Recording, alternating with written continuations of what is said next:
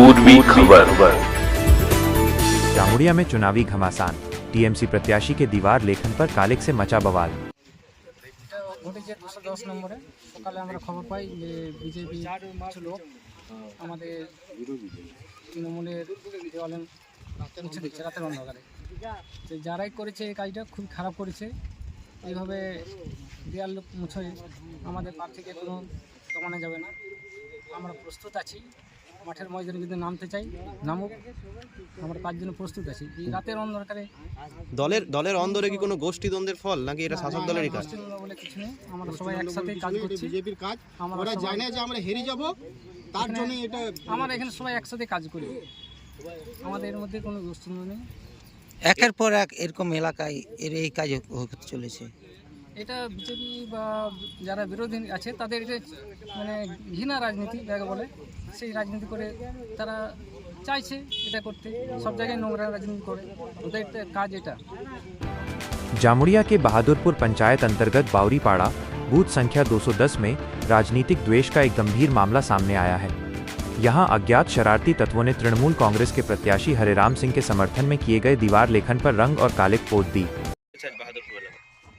রাতের অন্ধকারে কিছু বিরোধী দুষ্কৃতী আমাদের কিছু দেওয়ালে গোবর ছিটিয়েছে এবং মুছে দেওয়া হয়েছে, রং দেওয়া হয়েছে। আর এদের কাজই হচ্ছে খালি বদমাইশি বুদ্ধি করা। এদের কোনো সংগঠন নেই, এদের কোনো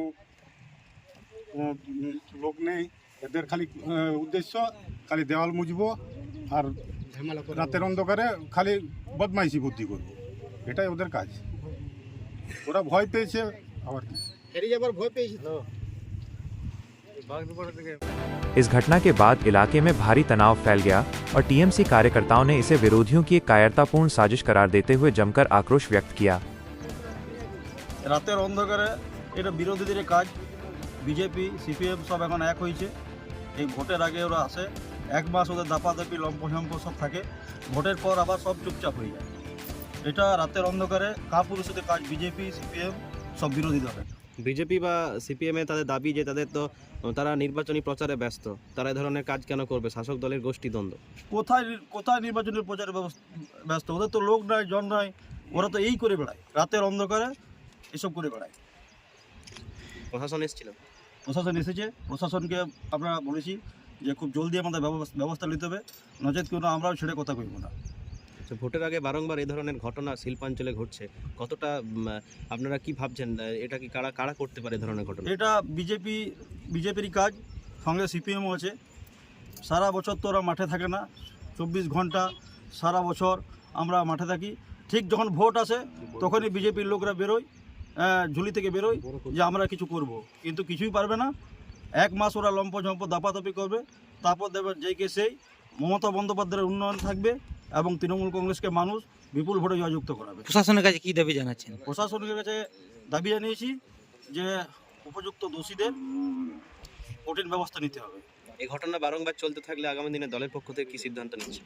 দলের পক্ষ থেকে আমরা ব্লক সভাপতিকে জানিয়েছি, আমাদের বিধায়ক হররাম সিং মহাশয়কে আমি জানিয়েছি সকালে ফোন করে, ওরা বলেছেন নিশ্চয়ই কিছু ব্যবস্থা গ্রহণ করবে।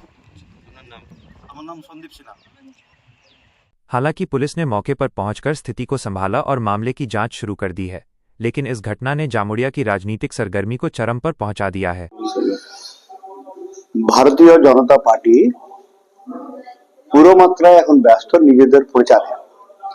সেখানে অন্য পার্টির লোকেরা কি করছে বা তারা কি করছে সেটা ভারতীয় জনতা পার্টি দেখেও না।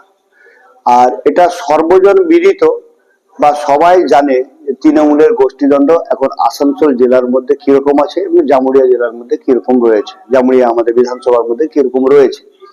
তো তারা যখন নিজেদের গোষ্ঠী কন্দলে আপনার মুছছে, দেওয়াল মুছে দিচ্ছে, প্রার্থীর বিরুদ্ধে বিভিন্ন রকম করছে, সেটা দেখুন তাদের সদিচ্ছা, তাদের ইচ্ছা, তারা যা খুশি করতে পারে।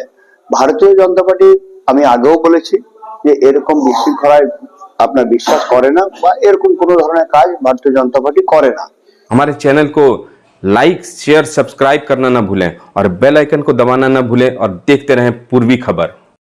पूर्वी खबर, नजर सब पर।